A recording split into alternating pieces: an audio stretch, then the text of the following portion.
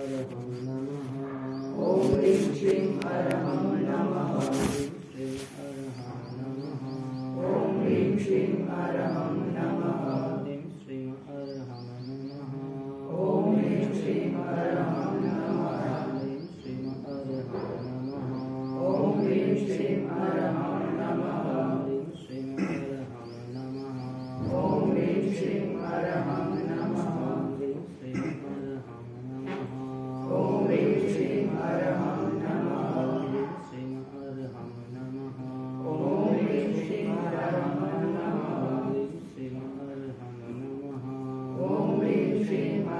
नमः।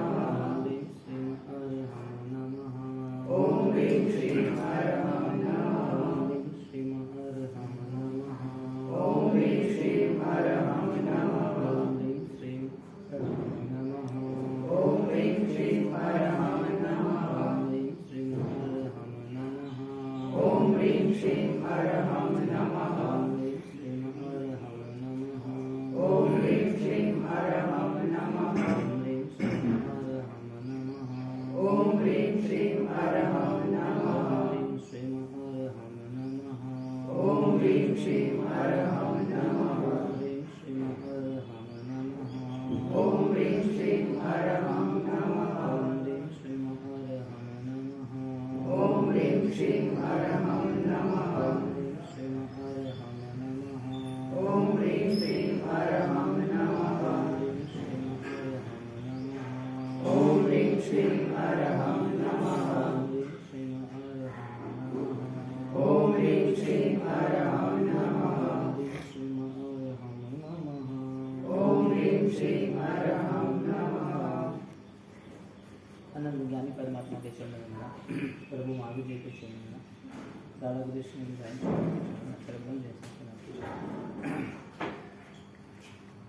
जय जैन शासन मूलभूत सत्य को स्वीकार करता है। यदि सत्य नहीं है तो वो कुछ समय के लिए उसे सफलता दिखती है, पर लेकिन वो परमानेंट सफलता नहीं है। और जगत का ये स्वरूप है कि नाशवंत वस्तु को नाश होना ही स्वरूप है। ये इसमें मेरा आपका कुछ भी चलने वाला नहीं है। तीर्थंकर हो या देव हो, उनकी आत्माओं को भी यानी कि उनके शरीरों को भी समाप्त होना पड़ा है। तो जगत के अंदर जो चीज पाता है वो कुछ समय के लिए ही पाता है, और वो पाने की वजह कर्म है। संसार का पूरा परिभ्रमण अपने भावों के आधारित है, कर्मों के आधारित नहीं। कर्म तो एक मीडिया है। आपको कहीं पर आना है तो गाड़ी पे आपको बैठना है, गाड़ी में बैठना है। गाड़ी वो आपको लेके नहीं जा रही, आपको जाना इसके लिए लेके जा रही है। यानी कि हमारी आंतरिक जो स्थिति है, उस आंतरिक स्थिति को लेके हम परिभ्रमण में जुड़ गए हैं। और अनंत यात्रा की मूलभूत वजह यह है कि हमने जो धर्म किया है वो धर्म हमारे लिए फलदायी नहीं हुआ, जो धर्म शास्त्र अनुसार नहीं हुआ, जो धर्म मेरे लिए उपकारी नहीं हुआ। यानी कि इस संसार के अंदर कोई भी जीव हो, 84 लाख गति में कोई भी जीव हो, उस जीव की ज़्यादातर मूवमेंट, उनका ज़्यादातर व्यवहार, उनकी सुख की अनुकूलता, उनकी व्यवहार, उनकी स्वच्छंदता, उनकी स्वतंत्रता, उनके स्वार्थ के हिसाब से होती है।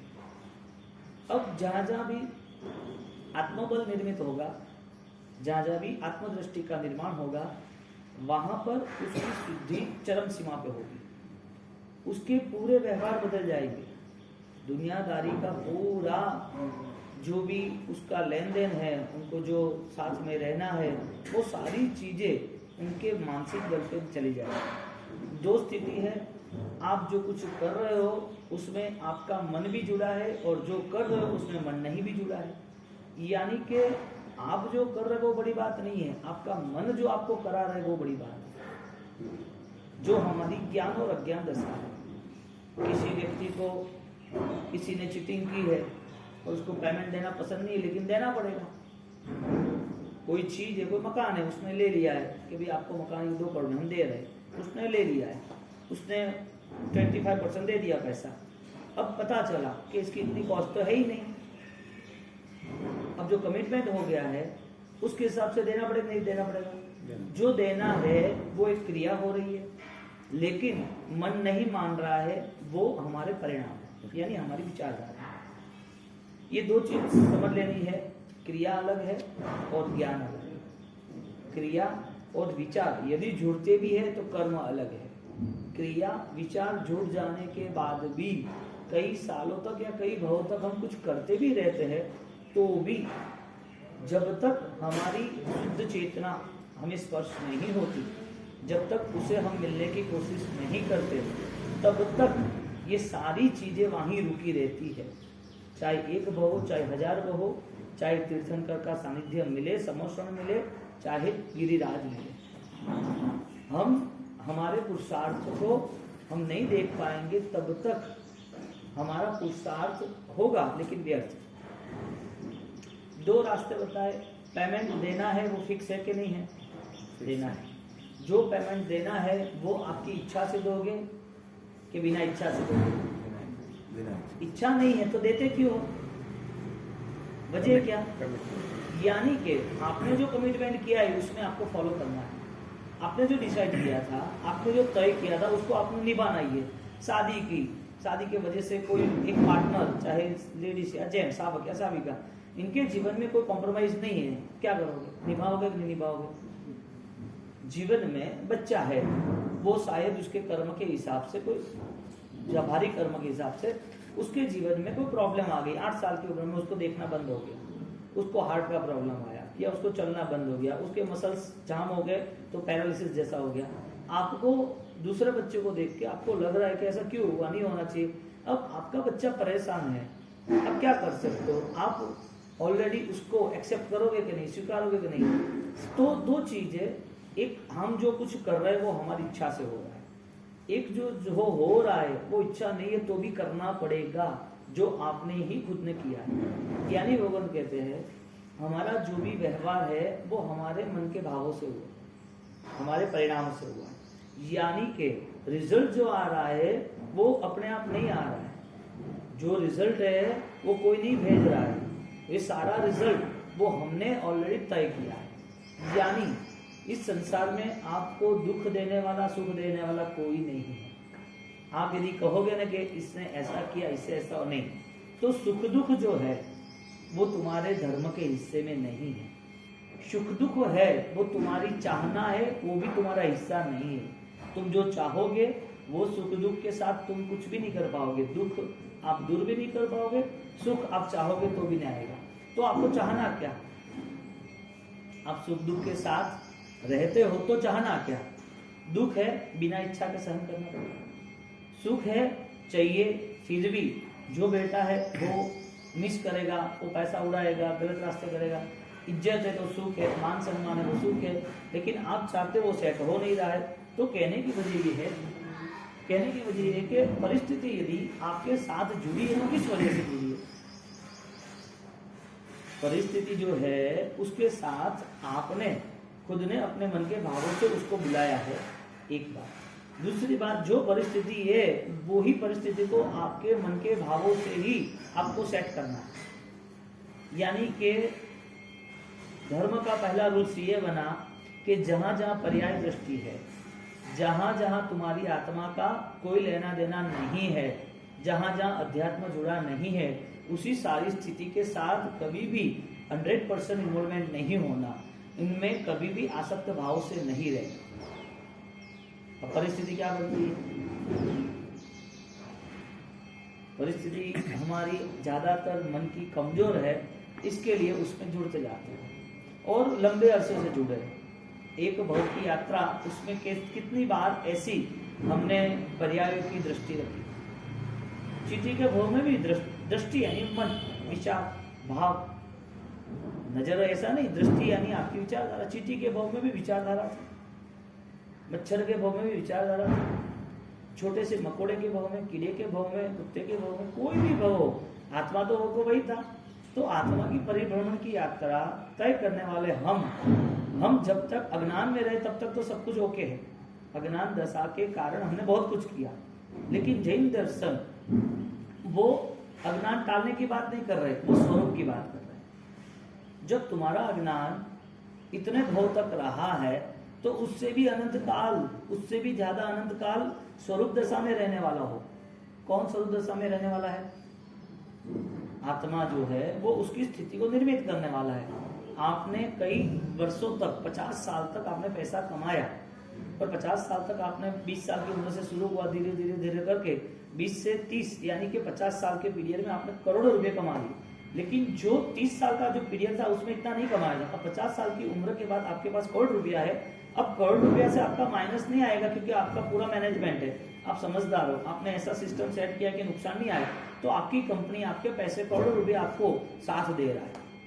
तो 30 साल तक आपने जो मेहनत की है वो अभी 2 साल नहीं करनी है। अनंत काल तक जिस पर्याय में जहां सुख दुख में हम रहे हैं वो सारे सुख दुख ऑलरेडी हमारी अज्ञानता के आधार पे थे। अब अज्ञानता जितने भाव तक रही, वो आत्मा को मोक्ष में जाना है, या तो वो आत्मा को यहाँ पर ज्यादा शुद्धि से रहना है, वो आत्मा को यहाँ पर अनुभव से, आत्मदृष्टि से रहना है, तो वो आत्मा को अभी जितना अनंत काल व्यतीत हुआ इतना अब व्यतीत नहीं करना है, यानी कि अज्ञान में अभी नहीं रहना है। अज्ञान में कब तक रहना है? जब तक हम सुख दुख को हमारे मन से अनासक्त नहीं रखते तब तक। जब सुख दुख आसक्त हो गए तो वापिस वो करोड़पति से नीचे आया। तो एक लेवल, एक जो स्थिति होती है वो निर्मित होती है जिसका नाम है अध्यवसाय। वो अध्यवसाय का निर्माण आप खुद इच्छा से, ज्ञान दशा से कर सकते हो। यदि अध्यवसाय गलत है तो भी आपका ही रोल है, क्योंकि आपने उसमें इन्वॉल्वमेंट हुआ, आप उसमें गए। आपको कोई कह नहीं रहा है कि आप वहां गार्डन से जाओ, आपको वो फूल सुगंध नहीं दे रहा है, आप गए तो सुगंध मिली, आप सुगंध, आप नहीं जाते तो सुगंध कहां से मिलती? आप ट्रैफिक में गए तो आपको ऑलरेडी ट्रैफिक के रूल्स मैनेज करने थे। आप ट्रैफिक में गए ही नहीं होते तो आपको रूल्स का मैनेज करना था। आप यहाँ कोई हेलमेट पहनाने वाला है, यहाँ कोई गाड़ी में बैठो, बेल्ट पहन के बैठो, ऐसा कोई नहीं कहने वाला है। तो हमारा वहां पर कर्तृत्व रहता है, हम वहां पर जुड़ जाते हैं। तो जो जहाँ जुड़ा है उसका पूरा रिजल्ट उसको मिलता है, चाहे प्लस चाहे माइनस। यदि आप धर्म की शुभ धाराओं में अस्खलित भावों से जुड़ते रहते हो तो वो जो भावधारा है उसका भी रिजल्ट तीर्थंकर नाम कर्म का है, उसका भी रिजल्ट सम्यक दर्शन तक का है, उसका भी रिजल्ट प्रायश्चित होकर पूरे पापों को साफ करने का है। इधर जो व्यक्ति अज्ञानता से जुड़ा है तो उनके पास रही हुई पुण्य की आराधना, पुण्य का कर्म, वो भी अज्ञानता के आधार पर धीरे धीरे धीरे या तो फिर स्ट्रॉन्ग तीव्रता होती है तो जल्दी से वो समाप्त होते। धवल का पूरा साम्राज्य खत्म हो गया, धवल महाराजा का। अजय पाल खुद मर गए, साम्राज्य आंखों के सामने खत्म हो गया। श्रीपाल कुंवर, उनकी पुण्य की आराधना जब तक थी, पुण्य उदय में था तब तक सुख था, महीना जब तक पुण्य था तब तक सुख था। जैसा कर्म परिवर्तित हुआ ऐसा तुरंत ही उसको ऑलरेडी ये सारे अनुकूलता के जो साधन थे, सामग्री थे, सुख थे, वो चले गए। उन्होंने धर्म को आगे रखा तो ये सुख की और दुख की कोई असर ही नहीं हुई। असर किसकी हो रही है? जो व्यक्ति आत्मा को नहीं समझ सकता, आत्मदृष्टि, आत्मस्पर्शना तक नहीं पहुंच सकता, उसे यह सारी असर होती है कि मेरे पास गाड़ी क्यों नहीं है, मेरे पास ये क्यों नहीं है, मुझे ये चाहिए, ये कब मुझे मिलेगा, इसने ऐसा क्यों किया, ये बेटा ऐसा है, बेटी ऐसी है, ये सारी स्थिति को अब कैसे कंट्रोल करेंगे, मैं तो ये चाहता था और ऐसा हो गया, बच्चे को पढ़ाने के लिए ऐसा सोचा था, धंधे के लिए ऐसा सोचा था, शादी किया तो ऐसे ही हुई थी बात, अभी ऐसा क्यों हुआ। आप इस जंजालों में क्यों फंसे हो? बात क्या है? एक बीज होता है ना तो उसका जतन होता है ना तो उसका विकास होता है। बीज ही वटवृक्ष बनता है, बीज आहिस्ता आहिस्ता पौधा बनता है और आगे जाता है तो छोटा सा छोड़ पेड़ बनता है, आगे जाता है वटवृक्ष बनता है। कोई भी पानी कहीं ठहरता नहीं, वो निकलता रहता है, वो झरना बहता रहता है, निर्मल रहता है। छोटा बच्चा है, 5वीं में पढ़ा है तो उसका एक कॉन्सेप्ट है, मुझे 6वीं में जाना है, 7वीं में जाना है, 7वीं के बाद तो काम क्या करना चाहता है, तो वो नहीं बोलेगा मुझे 8वीं में जाना है। वो स्मार्ट होकर बोला कि मुझे डॉक्टर बनना है, मुझे IAS बनना है, मुझे वकील बनना है। और स्मार्टनेस होगा तो कि मुझे तो और ये पापों में नहीं रहना है, मैं तो बड़ा होकर साधु बनूंगा। उसको 5वीं कक्षा में ऐसा कैसे पता चला कि मैं साधु बनूंगा? वो 6ठी 7वीं कंप्लीट हुई, उसे ऐसा कैसा पता चला कि मैं वकील बनूंगा या ऑफिसर बनूंगा या बड़ा बिजनेसमैन बनूंगा, बड़ा दानवीर बनूंगा, मैं सैनिक बनूंगा, ऐसा कैसे पता चला? यानी कि यहाँ बैठे बैठे उसको 5, 10, 15 साल बाद का भी विजन है। एक छोटा बीज है, वो छोटा जो बीज है वो भी थोड़े समय के बाद वो वटवृक्ष बनता है। वो पानी में ठहरता नहीं है तो अपनी गति है। पानी कहाँ से आता है? जो कुएं में पानी है वो कहाँ से आता है? कुएं में डाले थोड़ी जाता है, उसका कनेक्शन है लॉन्ग। जो जमीनों में बारिश का पानी होता है वो बहता रहता है, जहाँ कुआं मिलता है वहां ठहर जाता है, कोई निकालता रहता है, वापिस आता है, वापिस आगे जाता है। तो कुआं में पानी आता है, उसका मूल स्रोत है। जो वटवृक्ष बना है उसका मूल स्रोत है। जो बच्चा आज कुछ अच्छे एम्पायर में यानी कि अच्छा कुछ बना है उसका मूल स्रोत है। कहाँ से आया? जो साधक है वो साधक, उसको यदि आगे बढ़ना है तो धर्म क्रिया के बाद उसे क्या पाना है? उसका विकास तो होना चाहिए ना। और विकास यात्रा को हमारे यहाँ गुणस्थानक क्रमारोह कहा है। गुणस्थानक क्रमारोह। जो आत्मा यानी कि जो व्यक्ति, जो आराधक आगे बढ़ता है तो उसे पता चलता है कि नहीं बस इतना सेल्फ ऑब्जर्वेशन जिसका नाम आत्म साक्षी है। मुझे ये सारी चीजों से कनेक्शन हो रहा है या ये सारी चीजों से मैं जुड़ रहा हूं तो उसका रिजल्ट क्या है? संसार की सारी चीजें यदि पर्याय आधारित है, ये सारी चीजें पे लेबल लगा हुआ है कि उसको तुम्हें छोड़ना ही है, तो फिर जो छूटने वाली है उसमें इतना डिस्टर्बेंस है तो वजह क्या है? डिस्टर्बेंस तो रहने वाला है, सबका है, कोई आज का तो है नहीं। तो इतना डिस्टर्बेंस क्यों रहा? हमारी मन की जो धारणा है वो कहाँ पर रुकी है? हम किस सोच को लेके इस संसार को वहन कर रहे हैं या व्यतीत कर रहे हैं? किस सोच को लेके हम सामायिक कर रहे हैं? करना कोई जरूरी नहीं है, क्यों करना है उसकी खोज करनी जरूरी। आपके 1000 सामायिक क्या एक शुभ भाव को ला सकता है? आपके हजारों शुभ भाव की बात है, सामायिक की बात नहीं। आपके हजारों शुभ भाव क्या वो सात्विक अवस्था के अनुभव में ले जा सकता है? क्योंकि शुभ क्रिया सामायिक की है, शुभ भाव वो भी विचार और अध्यवसाय से है। तो वो सारे पुण्य के बंध है, यानी कि कर्म का आना है। ये सारी चीजें यदि धर्म के नाम से होती है तो धर्म कह रहा है कि ये धर्म है ही नहीं। धर्म बिलीवनेस, अनुभव है। धर्म ऑलरेडी उसे कुछ रूपांतर अवस्था में ले जाता है, बदलाव लाता है। कौन सा बदलाव लाता है? अनंत काल जो नहीं किया है उस तरफ मुझे पहुंचना है। अनंत काल जो किया है वो तो होना ही है। अनंत काल में पूर्व के भावों में संसार था, सुख दुख थे, तो वो तो होना ही है। तो वो खिसकाना, उसकी मेहनत नहीं करनी मुझे। दुख है और दुख दूर हो जाए या दुख को दूर कर दो, वो मेहनत मुझे नहीं करनी। सुख है और सुख के साधन मैंने छोड़ दिए, मैं दीक्षा ले ली मैंने, वो मेहनत मुझे नहीं करनी। मेरी मेहनत मेरे गुणस्थानक की स्पर्शना की, यानी कि मेरी शुद्ध अवस्था क्या होनी चाहिए वो विजन से मुझे जाना है। फिर से अनंत काल जो सुख दुख में हम रहे थे, आज हमें वो सुख चाहिए या सुख में हम हैं, उसके लिए मेहनत नहीं करनी। जो दुख आए है वो दुख दूर हो जाए या दुख में हम रहे और दुख में हमें आनंद आ रहा है, वो मेहनत भी नहीं करनी। सुख मिल गया है और सुख हमें छोड़ देना है, वो सुख के साधन छोड़ते छोड़ते मैं संयमी बन गया, वो भी मेहनत मुझे नहीं करनी। मेरा टारगेट संयम जीवन नहीं है, मेरा टारगेट दुखों सहन करना नहीं है, लेकिन मेरा टारगेट जो सुख थे वो सुखों को अब मेरे मन में स्थान न मिले, ऐसी मेरी अवस्था होनी चाहिए। जो दुख थे वो दुख हो तो वो दुख मैं अपना लूंगा, लेकिन वो दुख को लेके मेरे मन में कहीं पर भी दुख दूर किया है और मैं आनंदित हूं, नहीं। मेरा दुख तो अज्ञानता का है, मेरा दुख साधनों का नहीं है। मेरी आत्मा का दुख अज्ञानता का है। जो मैं एक भव में सुख दुख के साधनों से दूर हूं, एक भव है और सुख दुख से मैं यदि उन सामग्रियों से, उस घटनाओं से दूर हो जाऊं तो आत्मा थोड़ी मिल जाएगा, अनुभव थोड़ी मिल जाएगा। मुझे क्या पाना है? मेरे आत्मा में रहे हुए अनंत ज्ञान, अनंत दर्शन, अनंत चारित्र अनंत काल स्थिर रहने वाले हैं और वो अनंत काल में कोई हिस्सेदारी कभी भी किसी की नहीं थी। जब मेरी आत्मा निगोद के भाव में थी, चीटी के भाव में, तब भी मेरा अनंत गुण, अनंत दर्शन, अनंत चारित्र थे। तब किसी ने भी मेरे अनंत गुण लिए नहीं है। मेरे अनंत गुण में कोई हिस्सेदारी नहीं थी, किसी ने छीना नहीं है। तो मेरा जो स्वरूप है वो स्वरूप की जगह पर मैं आगे रहा हुआ जो ट्रैफिक सुख दुख के नाम का है उसको क्यों छू? सुख मिला, उसके साधनों को त्याग किया, संयम लिया, आराधक बने, क्रिया हुई और आनंदित हुए कि मैं अनुष्ठान कर रहा हूं, तो ये शुभ विचार है। ये परिणाम नहीं है, ये अनुभव नहीं है। जब अनुभव आएगा तो उसकी स्वयं की आराधना जागृति के उच्च स्तर पे होगी। ज्ञानी के सारे सुख दुख में वो रहेंगे लेकिन मोक्ष का अनुभव करेंगे।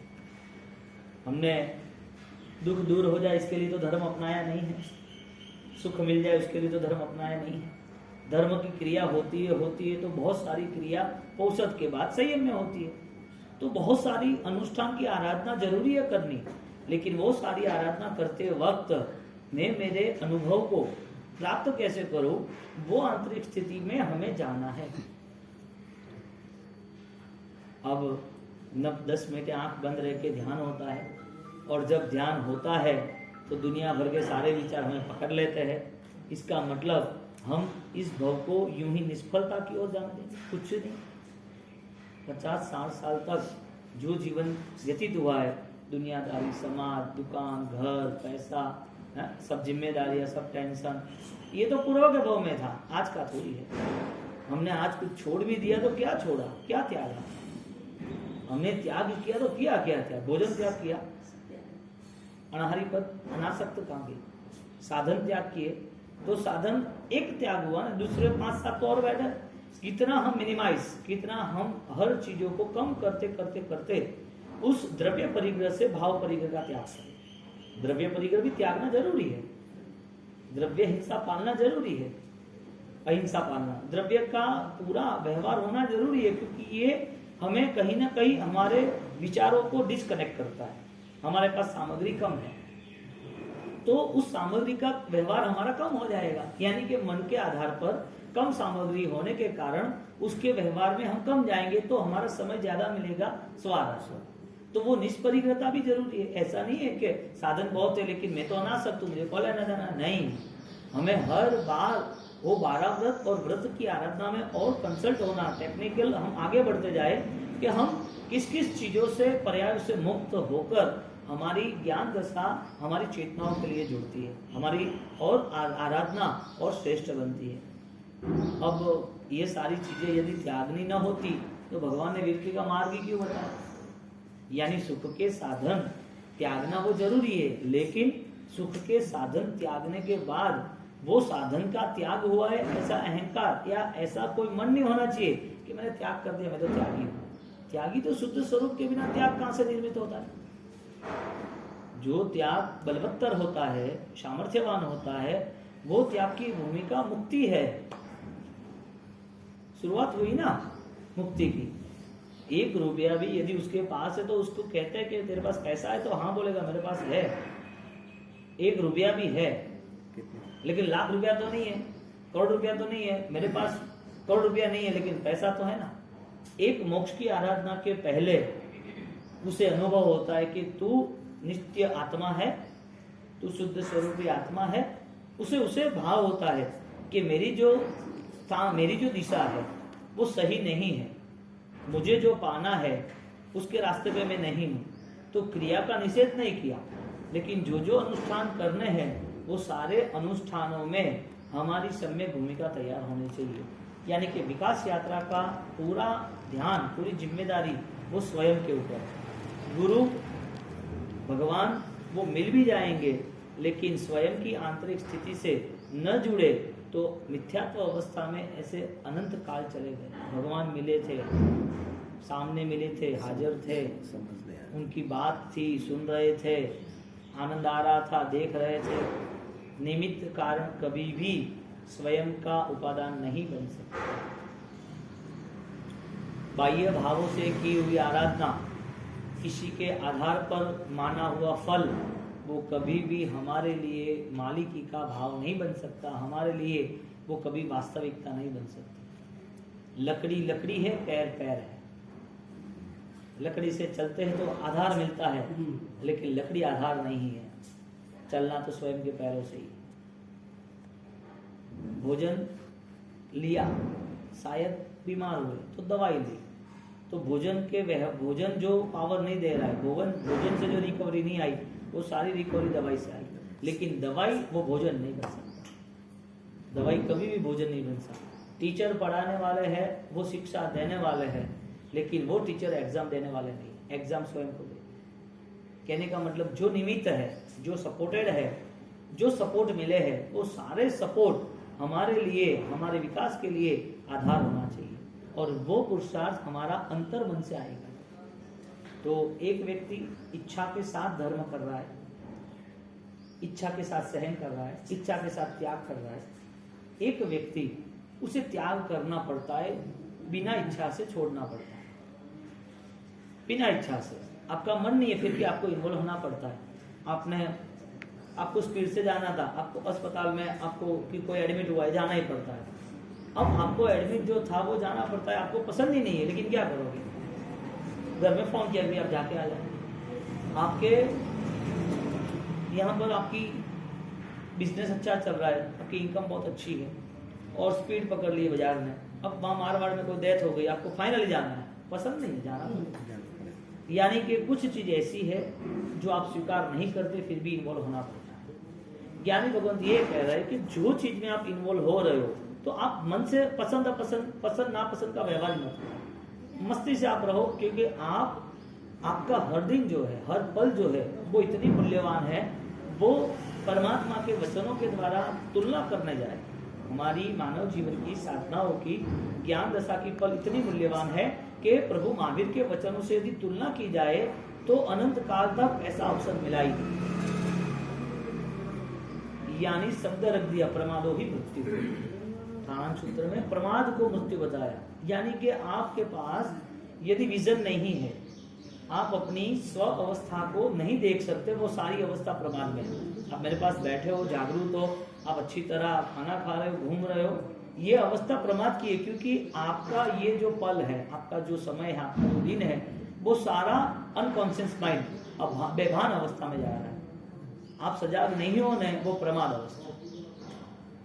अब आपको प्रमाद में रहना या न रहना, आपको सपोर्ट चाहिए कोई?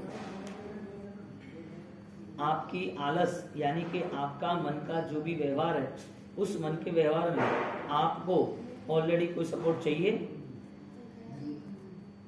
माँ बच्चे को सुलाती है, तब तक उसके साथ सोना तो खुद के, वो निकल जाना पड़ेगा। वो बोलेगा नहीं तो मेरे साथ ही रहे, तो पॉसिबल ही नहीं है। मृत्यु के समय पर सब राग, सब व्यवहार, वो बोलेगा तुम मेरे साथ ही रहो, क्या अगले भाव में भी मुझे साथ देना ही पड़ेगा आपको, चलेगा ही नहीं। उनको बोलो यहाँ बातें मत करो, उधर आगे जाओ।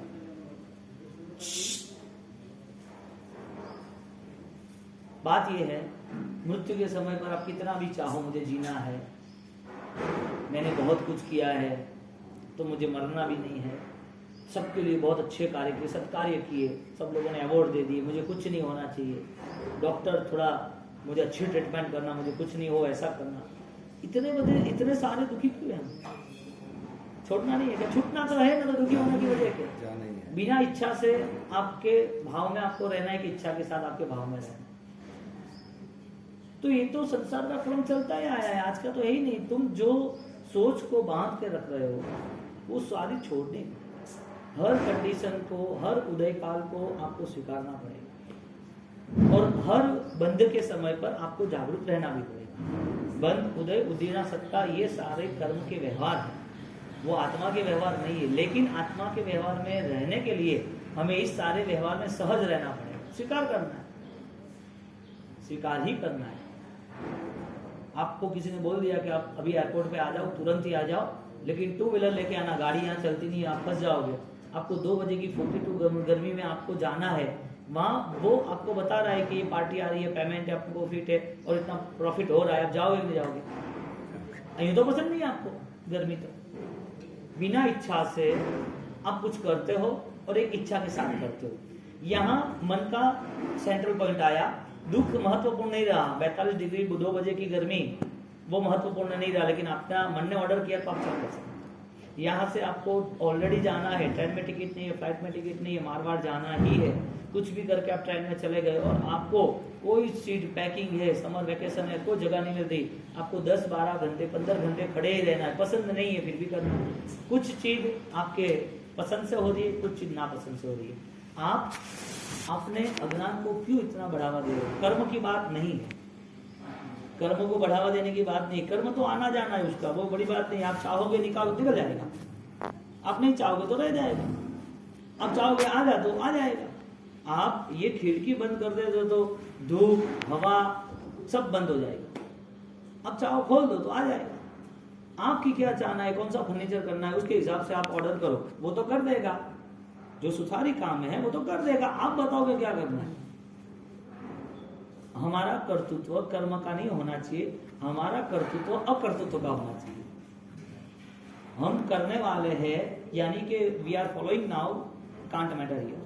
हमें फॉलो नहीं करना है, हमें तो ऑलरेडी जो अनुसरण है उसमें हमें दृष्टा, यानी सब कुछ होने के बावजूद भी उसमें अटैचमेंट नहीं रहना बहुत हाईली कंडीशन है, बहुत ऊंचाई की बात है, क्योंकि ये पॉसिबल ही नहीं है। जिन जिन लोगों को छोटी छोटी बातों पे रिएक्शन आ जाता है, वो आदमी कैसे इसमें जुड़ पाएगा, वो कैसे जुड़ पाएगा। यानी हमारे यहाँ अलिप्त अवस्था बताए, विराग अवस्था बताए।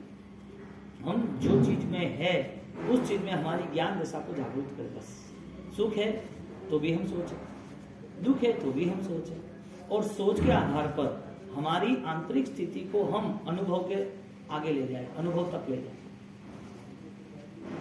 कोई भी कुर्सी होती है और टूटी हुई होती है, क्रैक होती है, पुरानी होती है, गंदी होती है, क्यों नहीं बैठते? धारणा सकती है, कभी ये नहीं करते। आप गाड़ी चलाते, एक्टिवा चलाते, चेक करते हो पहले ब्रेक कमजोर तो नहीं लग रही ना, पेट्रोल है कि नहीं, फ्यूल है कि नहीं, आप चेक करते हो। तो आपको ये किसने बताया? ऐसे के ऐसे चल जाओ ना।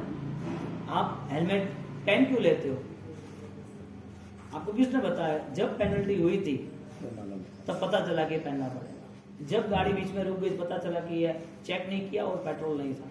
जब गाड़ी कहीं पर एक्सीडेंट हुआ तो ब्रेक लूज थी। अब एक बार जब आपको पता चल जाता है, दूसरी बार आप अलर्ट हो जाते हैं कि ब्रेक, पेट्रोल, हेलमेट सब। ज्ञान दशा हमें अलर्ट करती है, सुख दुख तेरे है क्या, तो फिर क्यों जुड़ा? एक एग्जाम्पल था कि हम धारणा शक्ति को विकसित करते हैं तो निर्णय शक्ति तक आते हैं। धारणा शक्ति के भाई कभी भी ब्रेक के बिना, यानी कि पेट्रोल के बिना, चेक करे बिना, हेलमेट बिना निकलना नहीं, वो हमारी धारणा रही। वो धारणा ने हमें निर्णय तरफ ले गया। जब एक्सीडेंट हुआ तब धारणा हुई थी। रूल से आया, जब दुख आपको स्मृति में रहेंगे कि नरक में इतने दुख सहन किए, अब क्या दुख है इस संसार, अब मैं क्यों परेशान हूं? मुझे मृत्यु नाम का दुख आए तो वो आज का है ही नहीं। मन तैयार हो जाता है कि मृत्यु को भी मुझे चैलेंज देनी। ये सारी जो भी कंडीशन है उसमें कोई दुख ही नहीं है, उसमें कोई दुख नहीं है। सुख है तो मन उसमें अटैच होता ही नहीं है। देवलोक के सारे छोड़ के आए, मुझे नहीं छोड़ना था, छोड़ के अभी इधर कुछ है ही नहीं। अभी ये सुख में मैं क्यों इतना लालायित हूँ? अब सुख और दुख वो आपके लिए सब्जेक्ट नहीं बना, आपके लिए सब्जेक्ट बना मेरी आत्मा में ज्ञान दशा जो है उसे मुझे पाना है। अब बार बार जो भी आपके सामने घटनाएं बनेगी, व्यक्ति आएंगे, कोई आपको कुछ कहे या न कहे, उसकी असर शांत हो गई, शांत। यानी सहज धर्म की शुरुआत हुई। सहज धर्म, एक धर्म होता है कर्मों के कारण, एक होता है विचार यानी कि ज्ञान के कारण, एक कंडीशन हम धर्म करते हैं कोई देख के उसके फल के कारण कि ये सामयिक का फल इतना है चलो करते हैं, प्रतिकोण का फल इतना है चलो करते हैं। एक क्रिया के कारण, कोई पुण्य पाप के कारण कुछ करते हैं। कुछ हम करते हैं तो हमारी शक्तियों के कारण करते हैं, कुछ करते हैं तो लोगों के साथ रहते तो करना पड़ता है तो करते हैं, और कुछ करते तो अलॉन एकांत की स्थिति में मुझे कुछ पाना है इसके लिए। यति बत्रीसी का ये पूरा मैंने आपको बैकग्राउंड तैयार किया। यहाँ पर गुजराती पता चलेगा कि नहीं? गुजराती पढ़ सकते हो? सब लोग नहीं पढ़ सकते। मैं आप किताब लाए हो लिखने के लिए? ये सारी जो टॉपिक है ना वो मैंने आपको ये समझा दिया, लेकिन ये ग्रंथ है यति बत्रीसी, उसमें 5 प्रकार के धर्म होता है। 5 प्रकार के अलग अलग धर्म होता है। एक वचन धर्म, एक क्षमा यानी सहज धर्म, एक उपकार धर्म, एक अपकार धर्म, एक कर्म धर्म। अब मैं बाद में आपको मैं बता दूंगा, आप इतना समझ लो। एक धर्म है वो कर्म के हिसाब से, धर्म यानी अवस्था, इतना समझ लो। एक जो अवस्था है वो उपकार की दृष्टि से, कोई व्यक्ति ने मेरे लिए उपकार किया है तो वो मेरे पे गुस्सा कर रहा है तो मुझे गुस्सा नहीं करना। वो गुस्सा नहीं करने की वजह क्या है? वो उपकारी है, वो उपकारी है। एक उपकार की स्थिति। दूसरी स्थिति आती है, सामने वाला बलवान है, उसने गुस्सा कर दिया, तो अपकार, यानी कि सामने वाले को मैं कंट्रोल नहीं कर सकता, लेकिन मनोमन उसके प्रति दुर्भावना तो है ही। तो ये जो स्थिति है वो अपकार की स्थिति, एक उपकार एक अपकार। तीसरी स्थिति आती है, कर्म की स्थिति आती है। वो कोई भी प्रॉब्लम्स आती है तो सामने वाले को सेट नहीं करता है, ठीक मेरा कर्म का हो जाए, लेकिन कर्म को माना तो भी वो आत्मा का स्वरूप तो है ही नहीं। तो कर्म को मान के ही आगे बढ़ना, यानी कर्म के नाम पर ही जीना। चौथी बात आ रही है उपकार, अपकार, कर्म। चौथी बात आती है धर्म नाम की क्षमा। धर्म क्षमा, धर्म का व्यवहार जो वचन के साथ जुड़ा है, जो परमात्मा ने बताया कि भाई आपको क्षमा रखनी चाहिए, आपको निखालसता रखनी चाहिए, सरलता रखनी चाहिए, नम्रता रखनी चाहिए, वो आपका धर्म है। मेरे भगवान ने कहा है, उनकी बातों में ये है तो मुझे पालना ही है, यानी आज्ञा धर्म आया, उनके वचनों की बात आई, उनका वचन को पालना वो मेरी तैयारी है। तो वो वचन पालने के लिए छठे सातवें गुरुस्थानक की भूमिका है। ये मैं कल बता दूंगा आपको। आगे जाके एक क्षमा नाम का धर्म आता है, जो क्षमा आत्मा का सहज होता है। भगवान आज है, जब 2500 साल पहले संवत्सर में, आज नहीं है, तो उनके वचन है, उनके वचन के आधार पर मैं चल तो रहा हूं, लेकिन उनके वचन भी यदि मैं कंटिन्यूटी सोच बनाता हूं कि क्षमा मेरा धर्म है, क्षमा मेरा धर्म, तो वचन के आधार पर तो बना रहा हूं, लेकिन मुझे अनुभव भी करना है। उन्होंने जो बोला है, सामने जो उपकार हो रहा है, सामने जो अपकार हो रहा है, सामने जो कर्म है, वो चारों चीज निमित्त कारण है, वो चारों चीज अदरवाइज है। वो मेरा आत्मा का स्वरूप नहीं है। मेरा आत्मा का स्वरूप वो सहज दशा है। मुझे समता में रहना है, वो मेरा नेचर है। मुझे अनासक्त रहना वो मेरा नेचर है। मुझे दुष्परिणाम नहीं रखना वो मेरा नेचर है। मैं दर्शन ज्ञान चारित्र वाला हूं और मैं रह रहा हूं, वो मेरा नेचर है। यानी कि एक मानसिक बल, मानसिक तो नहीं कह सकते, लेकिन अनुभव का बल ऐसा निर्मित होता है जिसमें वो रेगुलर रहता है, कंटिन्यू, वो गिरने की कोशिश नहीं करता है। उसका शॉर्ट एग्जांपल, घर में 5 लोगों का खाना है, आप रेगुलर बना रहे हो, फोन आया कि भाई 10 मेहमान आए हैं, तो 10 गेस्ट के हिसाब से आपको खाना बनाना है। अभी 11 बजे, हम 12:30 तक आ जाएंगे। 5 लोगों को खाना बनाना है, उसमें भी आप 1.5 घंटा लगा रहे हो। 15 लोगों का खाना बनाना है, उसमें भी 1.5 घंटा लग रहा है।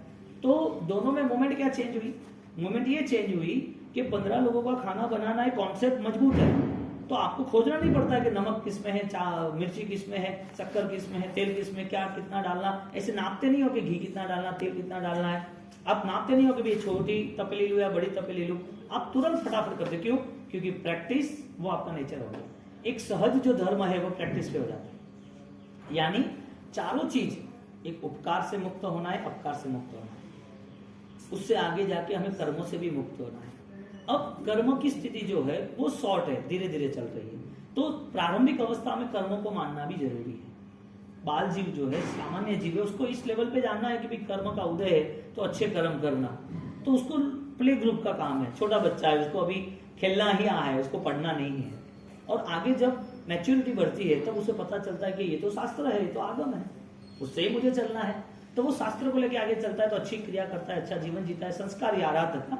उसके बाद जब वो आगम पढ़ते पढ़ते आगे निकलते, तो उसको सोच बनती है, अरे अनंत आत्मा ये आगम के साथ जुड़े थे, लेकिन वो शब्द के साथ और शब्द बोध के साथ अपना स्वरूप क्या है उसको पाने की इतनी उत्साह के साथ, कदम में ताकत के साथ वो चलता रहा।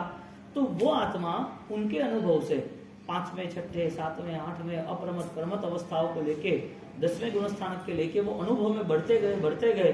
मुझे भी वो पाना है, यानी कि पावरफुल प्रैक्टिस शुरू हो जाती है। मैं कौन हूं? कैसा? त्रिकालिक ध्रुव, तीनों लोक में जो घटना घट रही है उसको जानने वाला मैं हूं। मैं ज्ञातव्य ज्ञान दशा से युक्त हूं, परम चेतनाओं से जुड़ा हुआ हूं, परम ब्रह्म मेरी आत्मा सत्ता है, वैसा मैं आत्मा हूं, ये शरीर में नहीं हूं। यानी कि उपनिषद में जब प्रारंभ होता है आत्मा का स्वरूप, उपनिषद वेद और नॉन जैन का ग्रंथ है, यानी कि आत्मा का ही बात चल रही है। लेकिन आत्मा की बातों को प्रारंभ करते, आत्मा की बातों को जुड़ के वो पहले ही शुरुआत करता है नेति नेति नेति नेति। संस्कृत शब्द है न इति, न इति यानी कि न इति, मैं वो नहीं हूँ, मैं वो नहीं हूँ, मैं आत्मा हूँ ऐसी बात नहीं, मैं वो नहीं हूँ। आप शरीर हो, आप कर्म हो, आप सुख हो, आप दुख हो, आप परिवार हो, हाँ? आप नाम हो, आप रूप हो, आप विद्या हो, आप बल हो, आप कर्म हो, नाम, आप कौन हो? हमारे यहाँ प्रारंभ में बता रहे हैं कि नमो अरिहंताणम, शुद्ध चैतन्य प्राप्त किए हुए शुद्ध तात्विक जो है उसकी वजह से सिद्ध स्वरूपी जो सिद्धत्व मेरा स्वरूप है उसको भी मैं नमन कर रहा हूँ। सो हम, हाँ? को हम, कौन हूँ मैं? सो हम वो है ऐसा मैं हूँ। वो कौन है? अनंत सिद्धात्मा है। तो ध्यान करने वाला या तो स्थिर रहने वाला वो अनुभव में जाता है, वो अनुभव रिजल्ट में आता है। यानी प्रैक्टिस जो होती है वो प्रैक्टिस में अब उसकी मिस्टेक नहीं होगी।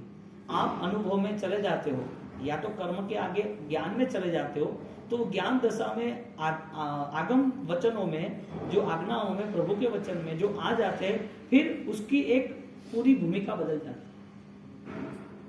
अब वो बोलेगा मैं धर्म कर लूं, धर्म करता रहूं, धर्म अच्छी तरह करता हूं, ध्यान करूं, ज्ञान में रहूं, आराधना करूं, लेकिन ये तो खत्म नहीं हो रहा है, मन तो अशांत रहता है, परिवार में तो ऐसा होता है, तो तुम्हारी खुद की आराधना सही रास्ते पे नहीं है। हम गलत नहीं कह सकते, सही रास्ते पे नहीं। यदि आपका चुनाव सही है, आप लक्ष्य आधारित आराधना करते हो, तो वो आराधना आपको फलदायी होती है। अब आपको सेट करना है कि दूध में जाऊं ना कहूं कि पानी में जाना।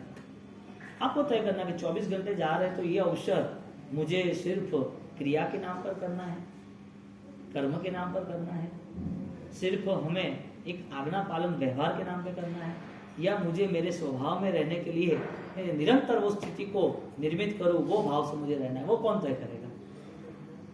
वो तय करने वाले हम। तो वो नेति नेति बता रहे, तो हमें वो प्लान बनाना पड़ेगा कि ये मैं नहीं हुए, मैं नहीं हुए, नहीं हुए। पूरी जिंदगी तक वाचना नहीं सुननी है, ज्ञान दशा में रहना। आप पूरी जिंदगी बोल के हमारे साहब का व्याख्यान हमें जाना है, व्याख्यान सुन लेते हैं, सुनो। कब तक? कब तक? ये अवस्था है, आपको लग रही है, इसके लिए आप ये सब कर रहे हो। आपको लग रहा है कि व्याख्यान मेरे लिए इंपॉर्टेंस है, तो स्वाध्याय में और स्व में स्थिर रहना इंपॉर्टेंस नहीं है।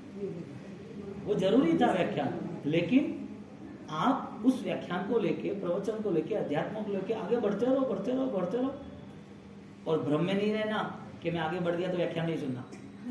भ्रम में नहीं रहना कि अब मेरा बहुत कुछ हो गया तो परमात्मा के मंदिर, पूजा पाठ, वो क्रिया भक्ति वो छोड़ देना। नहीं, ये भ्रमित हुए ना, इसके लिए दोनों से गए, क्रिया से भी, इससे भी गए। लेकिन जो शुभ बंध है वो पुण्य का बंध है। तो शुभ की जो स्थिति है, कर्म हमें बंद नहीं करना है, तो हम मन को और टॉर्चरिंग करते, शुभ में रहना है, अच्छे भाव में रहना है, अच्छे विचारधारा में रहना है, और टॉर्चरिंग करना ही नहीं है। मैं शाश्वत हूँ, इतनी सोच से हजारों इश्यू सॉल्व हो जाएंगे। लेकिन वो ज्ञान दशा से, बातों से नहीं है। आवाज एक शब्द है जो आवाज में दे रहा हूँ, वो सुन रहे हो आप, इससे कुछ मिलता क्या है वो तय करना है। कुछ भी नेगेटिव यहाँ नहीं है, नहीं करने की बात ही नहीं है। भगवान का धर्म, परमात्मा का शासन बेस्ट है, सबों ने अपनाया है, और सब इस रूट पे चले। श्रेष्ठ संयम जीवन की आराधना की, और संयम जीवन की आराधना गुणस्थान की स्पष्टताओं के साथ की। मिथ्यात्व में अभवी भी संयम की आराधना कर, तो संयम का विरोध नहीं किया, लेकिन जो भाव है ना उसके लिए उसको रूट बताए, रूल्स बताए, ये भाव से नहीं चले। तो यहाँ पर 5 प्रकार की बात कही। उपकार लिख लो।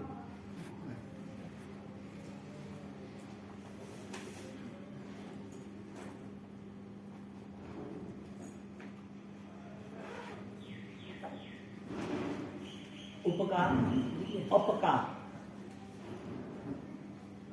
एक प्रिय है, एक अप्रिय है। उपकार यानी प्रिय, अपकार यानी अप्रिय। फिर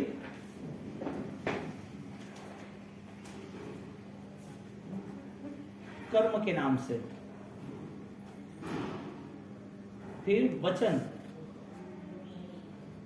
यानी आगम वचन, और लास्ट सहज नेचुरल, यानी कि चंदन को कहना नहीं पड़ता है कि भी तो सुगंध है, गुलाब को कहना नहीं पड़ता कि तो सुगंध है। क्यों? मिर्ची को कहना नहीं पड़ता कि भाई तीखा है तो तीखा बन जा। मिर्ची तीखी बन जाती है कहने के साथ, शुगर है, शक्कर है, वो मीठी बन जाती है कहने के साथ? नहीं बनती है। क्यों? गुण स्वाभाविक। तो आत्मा को कहना पड़ेगा तो भगवान है। क्यों? स्वभाव है, भगवान है, अंदर सिद्धत्व है, तो फिर कहाँ गया? गया कहाँ? जगाने के लिए हमारी हमारी हमारी ये 5 प्रकार की है, वो बात करेंगे। आपको क्या गुजराती सब थोड़ा आगे पीछे रहते हैं ना, एक लौकिक, क्षमा और लोकोत्तर, ये 2 है। लोकोत्तर लिख लो पहले, लौकिक और लोकोत्तर, एक टाइटल दे दो, 2 अलग अलग करना, लौकिक और लोकोत्तर, लौकिक और लोकोत्तर। जो लोकोत्तर में उसमें धर्म और सहज 2 आएगी, लोकोत्तर यानी बेस्ट।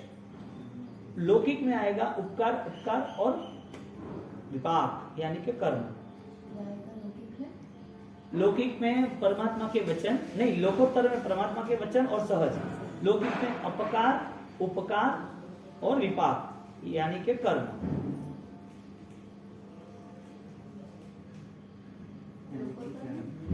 लोकोत्तर में परमात्मा के वचन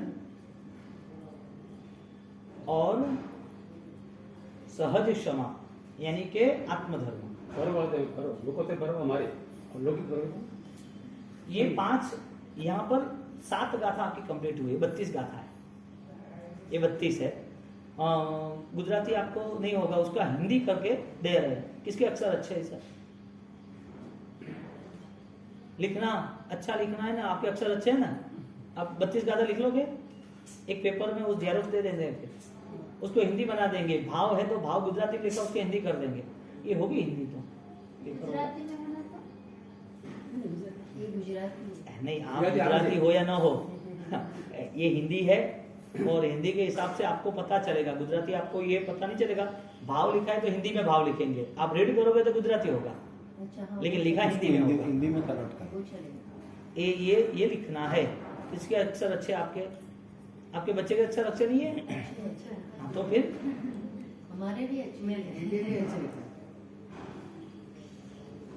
कल ये जेरोक्स आपको हम दे देंगे यहाँ से लिख के, और अपन लाइन टू लाइन ये 7 दिन का जो वाचना का प्रोग्राम है वो 7 दिन में 32 गाथा क्लियर करेंगे। शरो मंगल मंगल Chami,